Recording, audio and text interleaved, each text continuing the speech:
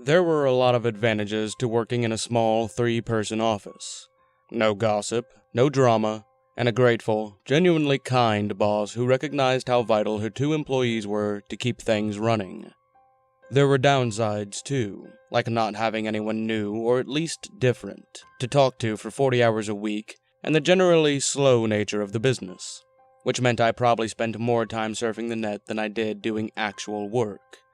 In the beginning, it was pretty much ideal I did the work that came my way and then spent the rest of the day doing whatever I wanted. Within reason, the boss lady still liked to believe I was being productive. After a couple of years, however, it had started to get pretty old. The job was dull and unfulfilling, and I got zero satisfaction out of it, but I was far too loyal to Tanya to leave. So I was stuck in a sort of limbo. There was nowhere to go, no promotions or upward movement. But it was an easy ride, so I tried to focus on all the good in the job and not complain too much. Not many 23-year-olds in their first full-time gigs had it so easy. Even still, it was hard to get excited about going into an insurance agency every day to answer phones and set appointments. "Good weekend?" Terry asked as I plopped my things on my desk. He'd been making copies at the hulking machine that took up a good portion of my small reception area. Same old, same old. You? Jake and I went up to the cabin to get away. Love the kids, but I also love the chance to remember that silence is a thing. Nice, I said.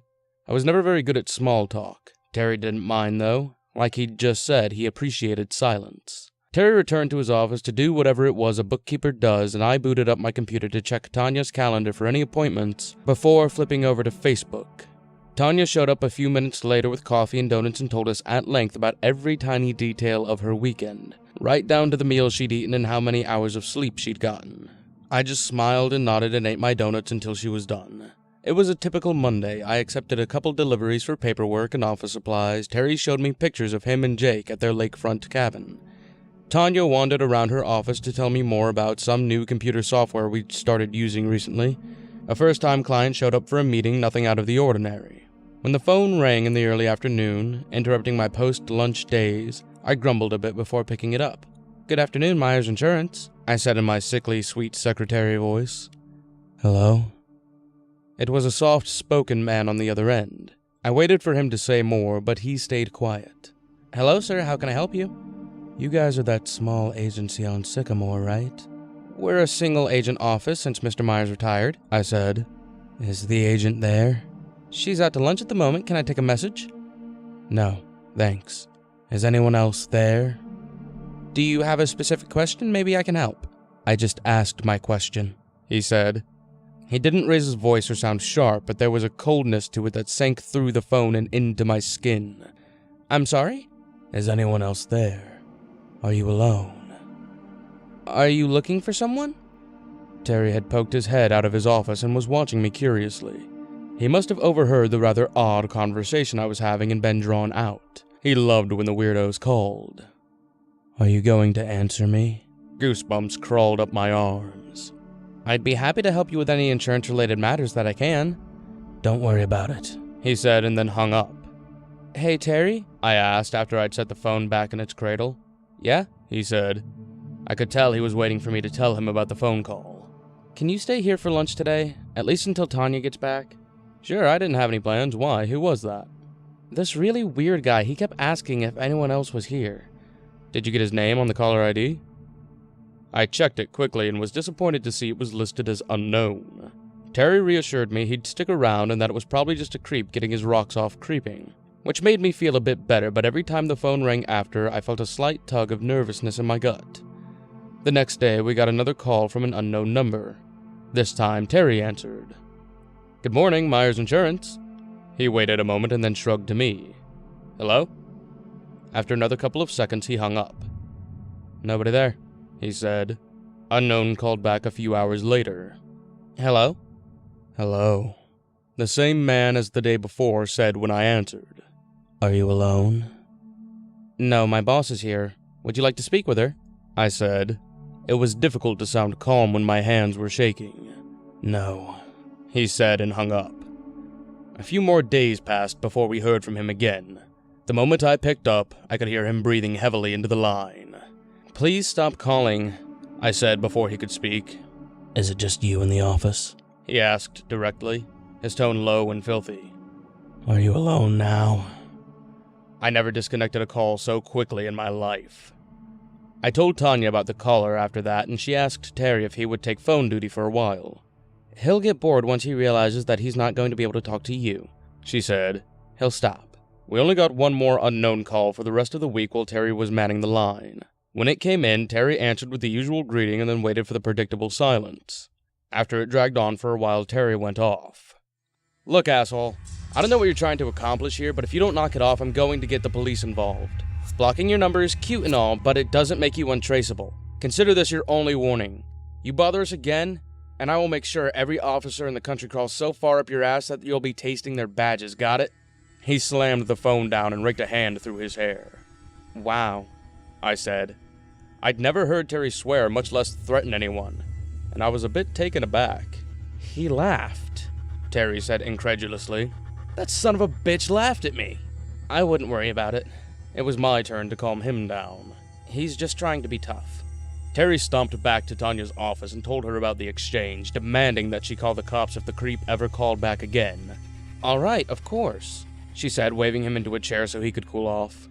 "Don't worry, you guys know your safety is my first priority." Terry and Tanya were both very diligent in the days following that call. One of them made sure to be in the office with me, and Terry took to walking me out to my car in the evening. I thought about going so far as to make a police report, but the calls stopped coming for a while, and it seemed Tanya had been right. A little papa-bearing from Terry, and the loser backed right down. A week passed, and then 2, and then a whole month had gone by without so much as a peep from unknown. Tanya felt comfortable enough leaving us in charge of the office while she attended a 3-day conference and convention out of town, and I didn't give it a second thought. After all, Terry would be with me. The second day Tanya was out of town, Terry called the office. "I'm sorry, Anna. I really am, but Jake brought home some sushi last night, and..." His words were cut off by violent retching. I told him not to even think about coming into the office in that condition and to stay home with his equally ill husband and kids. I could handle a day on my own. No problem. But, as it turned out, I wasn't quite as brave as I thought. The building was old, and every time it creaked or groaned, I'd be looking over my shoulder, certain someone was behind me. More than once I caught myself jumping because I thought I saw something move out of the corner of my eye. I felt like a character in a horror movie, experiencing all the innocent jump scares right before the monster pops out. After the water cooler bubbling made me spin so hard in my chair that I almost fell out of it, I decided it would be best if I locked the door and saved myself from suffering a premature heart attack. I just had to wait for the one expected delivery of a client's signed paperwork, and then I would hole up until 5. The FedEx truck rolled up outside at its usual time, just after 11, and I was all too happy to relieve the nice lady of her package. After signing off for it, I tore it open, scanned the papers within, and went to Tanya's office to put it in her inbox. The phone rang while I was standing at her desk, and, automatically, I picked up from her extension. "Good morning, Myers Insurance." "I know you're alone now." I hadn't heard his voice for a month, but I recognized it immediately. A wave of icy panic crashed over me, and for a moment, I forgot to breathe. "No, I'm not," I said, my voice trembling. "Terry's here." "Liar, liar." The phone line clicked and went dead. Out in the lobby, I heard a tinkling of a bell. Someone had opened the front door. The door I had planned on unlocking right after I dropped the papers off in Tanya's office. "It's not him," I told myself. "It's a client or another delivery." There were footsteps in the lobby. "Go out there and see," I commanded to my legs. Instead, I threw myself against Tanya's door and slammed it shut, twisting the lock in place. If it really was a client, I was going to look very silly. I backed away from the door and huddled behind Tanya's desk, my hand poised over the phone. I strained to hear anything, any kind of noise that would tell me where the person was, but it was silent. I stayed there until my legs burned from crouching and my arms ached from being held over the phone. I stayed there until the silence started to ring loudly in my ears, and still nothing. But something, some kind of sixth rabbit sense, told me to stay still. There was still a predator lurking. It held me in place, made me afraid to move, even to alleviate the pain in my limbs. Afraid even to breathe. There was a soft shuffling on the other side of the door, my fingers closed over the phone handset. There was a knock. It was a gentle tap, barely audible, against the office door. Knock. Knock. It was getting louder. Knock. Knock. Knock. The door rattled in its frame beneath the heavy blows. "Stop!" I didn't mean to shout, but it just came out all on its own. The knocking stopped, and I saw the handle jiggle a bit. "Let me in." His voice was somehow worse in person, still calm and collected and so very cold. He wasn't angry or upset. If anything, it sounded like he was toying with me, teasing me. I picked up the phone and dialed 911. "I'm calling the police," I shouted. "Don't do that," he said. "I've waited so long to get you alone." The door bulged inward as he threw himself against it. I dropped the phone as the operator picked up. I could hear her muffled voice asking for me to respond. I started to scream my company name. I was too panicked to remember the address. He became more insistent, and the door shook again with another heavy blow. I looked around, frantic and wild, and I knew I didn't have much time to get out. The door didn't look like it could withstand any more hits. There was only one other way out of the office. With the sound of the door starting to splinter driving me on, I picked up one of the padded chairs Tanya had in front of her desk for clients, and hurled it as hard as I could out her window. One of its legs went through and the chair dangled awkwardly in place. I yanked it back in and grabbed the sill where the broken glass bit greedily into my hands. "Help!" I screamed, trying to pull myself through. "Please, help me!"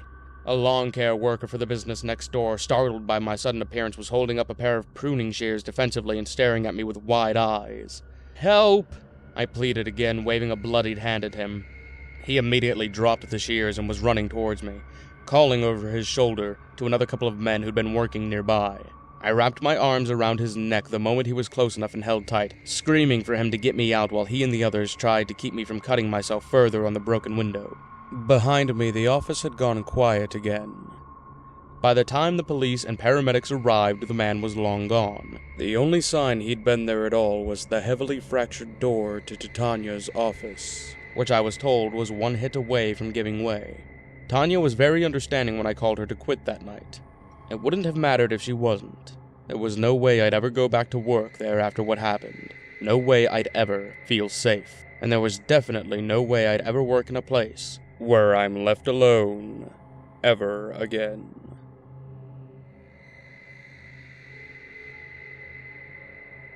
When I was 25 and finishing up my master's degree, I moved in with a boy for the first time. We'd been together for over a year and got along well. He'd seen my apartment enough to know that I was obsessive about my coffee and incapable of cleaning. I'd spent the night enough to know he'd talk to himself while getting ready in the morning. And generally, we just liked each other. There were bumps to learning to live together, of course. I was an only child and had always picked studio apartments over living with a roommate in the past. So having someone always one step behind me, always touching my things, took some adjustment. I stepped on more shoes, bumped into more chairs and glasses, and sat on more ice-cold toilet seats in those first few months than I ever had, or probably ever will again in my life. I was a hoarder who had suddenly found herself in possession of twice the amount of belongings, so our guest room became more like a small bed next to storage filled with giant boxes of random crap that I knew I didn't need, but was not allowed to be touched. He was a fidgeter and couldn't keep his legs still as we watched movies on the couch, and the number of ways I imagined killing him with his own damn dirty socks that he always took off and left in our bed should probably give me a disturbing insight into the dark recesses of my psyche. Eventually, despite all of these, we found something of a rhythm that worked. I am whatever the opposite of a morning person would be, so he would get up first thing in the morning and shower. Then he would make my coffee for me since I'd never figured out how to set the timer on the pot, and he'd have his breakfast. Then he'd pour me coffee and bring the cat in as an adorable meat shield. I would grumble and get up, look before I peed, and drink the coffee. Then we'd go about our days and reconvene in the evenings to watch movies or play video games. It worked so well that after 6 months, he asked me to marry him and I said yes.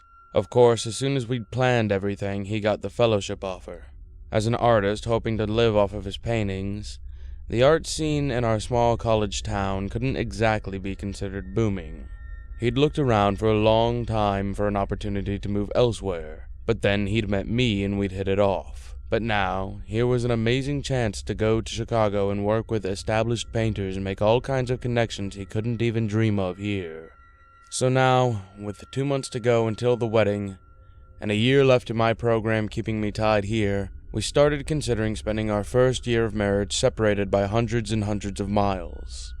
I wanted to say no, I really did, but I didn't have the heart to ask him to give up his dream, the same way he didn't ask me to come with him. Instead, he asked the program head for permission to miss the first week for our honeymoon, and moved away 2 weeks after the wedding.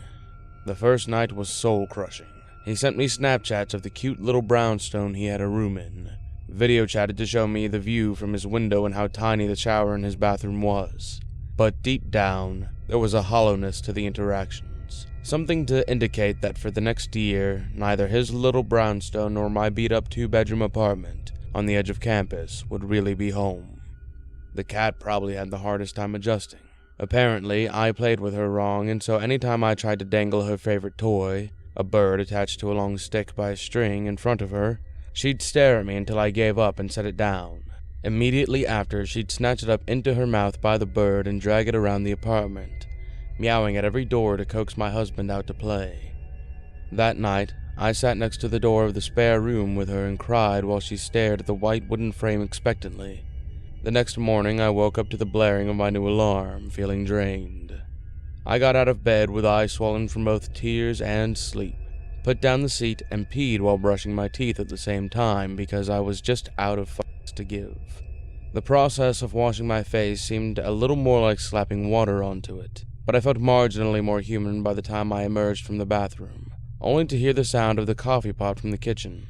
I smiled.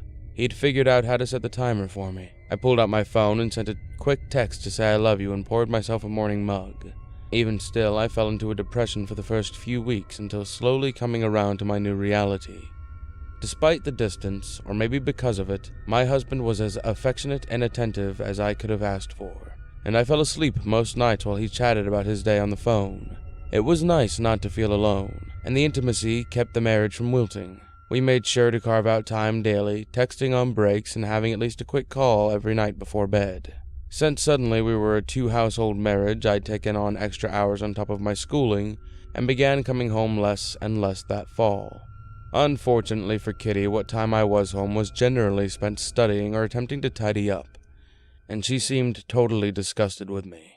Despite being a needy cat, I rarely ever woke up to find her at my feet anymore, and she almost never demanded pets like she used to, but she'd still carry around that stupid bird meowing at every door she saw before falling asleep in front of the guest room door. I tried letting them Skype to pull her out of it and even considered getting another cat, but decided that, really, she seemed content enough, just distant, and let it be. By the time my husband had been gone for 3 months, I think life was as good as could be considering the circumstances. I had been making sure to see my friends often, he had gotten close with his roommates, and even though we couldn't see each other, we stayed involved as much as possible. So when we missed our first nightly call, I brushed it off. I'd stayed out later than I meant to, so I couldn't be angry that I'd gotten his voicemail. Besides, he called me as soon as he got up the next morning, and we chatted while I put bruise cream on the stupid mark on my hip from the kitchen stool that never seemed to be where I expected it to be. Like every other morning, I poured my coffee, told him I loved him, and went on my way. A week later, he didn't answer again. This time I was a bit more annoyed. I had made sure to come home on time. I scratched at a new spot on the sofa while I took calming breaths through his voicemail message, and managed to have my tone sound light and pleasant as I let him know I was going to bed and could be reached in the morning, and I loved him. Despite what I'd said, I spent the night seething.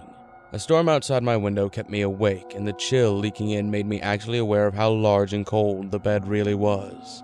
As I flopped around restlessly, I could hear the cat scratching at the guest room door, and it frustrated me until I threw a pillow in her direction, and the sound of claws skittering against hard wood replaced it.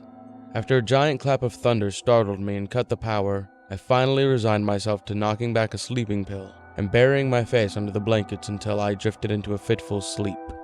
Instead of calming me, the slumber seemed to have energized my anger, so when I woke up the next morning to an unsatisfying apology text and a cold coffee pot, I gave up on hiding my irritation. Pressing the power button on the coffee pot, I dialed his number and lifted the phone to my ear. "Hello?" His voice was groggy. I hadn't considered the time difference. "How do I set the coffee pot?"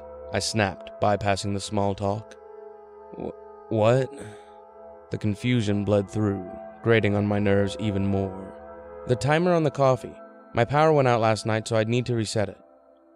We never figured it out, he mumbled quietly.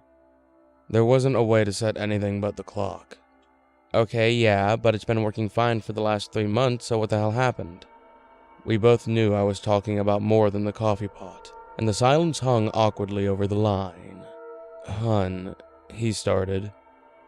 But I decided I didn't want to do this right now and cut him off. It's fine, I'll figure it out myself, go back to sleep. I hung up and turned off my phone, poured myself a cup of coffee, and watched shit TV shows on cable for a few hours instead of doing the homework I'd sworn to myself would get done on my only day off this week. I stayed there most of the day, only letting myself turn my phone on every few hours to check to see if he'd said anything. A few more apologies, a missed call. Finally, around 6 p.m., I checked again and found one a little over an hour old. It's the TX600, right? That model doesn't even have a timer. I scoffed and stood up, walking over to the coffee pot. Of course it had a timer. I'd bought it specifically because of the timer.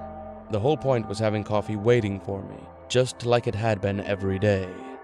Yeah, I sent back after checking. TX600. I don't know what to tell you. I've had coffee every morning since you left. You must have looked up the wrong one. Some old black and white movie was on, and when he hadn't gotten back to me by the time the credits were rolling, I grabbed my computer and pulled up the manual myself. Sure enough, no timer. The clock was just that, a random clock on the side of the coffee pot. Several reviews noted the redundancy of yet another clock in the digital age, but that it worked just fine otherwise. So how had the coffee been ready for me every morning? Deciding I must just be going crazy, I went into the bathroom to brush my teeth for an early bedtime tonight. I'd slept poorly the night before, and it was clearly messing with my head. After rinsing and spitting, I turned around to use the toilet, and it wasn't until my hand met the lid instead of the seat that I noticed the seat was down. Wait, why was that weird? I lived alone and had no reason to change the toilet from a sitting position. It had taken me months to get used to the seat ever not being down. And then, once I'd gotten used to it, I didn't notice when it never stopped. There had to be a logical explanation for it, though. Maybe without thinking, I'd gotten into the habit of lifting it. What else was it? A toilet ghost? And clearly I wasn't as much of a coffee connoisseur as I thought, not noticing that the pot had been brewing it the night before when I put the water and beans in, rather than just before I woke up. It made sense, at least more sense than anything else. So I held to it and took another pill and went to bed. I didn't wake up the next morning until the cat nudged my face for food at nearly 11. I must have been exhausted to sleep that long, but I still felt groggy and weighted down. I rolled my eyes at the lack of texts and scooped her some food. I drank some water as she ate happily, then grabbed her toy again and walked over to the guest room door to meow at it. "There's no one in there," I cried, walking over and grabbing the stick. "I'll play with you, jeez." She meowed again and scratched at the door. "Holy shit," I snapped, grabbing the handle roughly and shoving the door open. "He's not there, look." I trailed off once I looked into the room myself, seeing the boxes neatly stacked in a way I had never bothered to do. Maybe he'd... But no, the guest bed was slept in too. I wandered over toward it cautiously as Kitty happily sniffed around the boxes, and immediately hopped into one as if she did it daily. A tablet sat charging at the foot of the bed. It had no lock, and as soon as I hit the power button, the screen filled with the image of my bedroom. The outfit I'd taken off the night before lay crumpled at the foot of the bed. I reached out in horror and touched the screen, and the image changed to inside my car. I swiped again. My office. Finally, a brownstone I'd only ever seen in pictures. But this was clearly not a picture. Red and blue lights flashed against the face of it, and people crowded outside, craning their necks for a view of what was going on.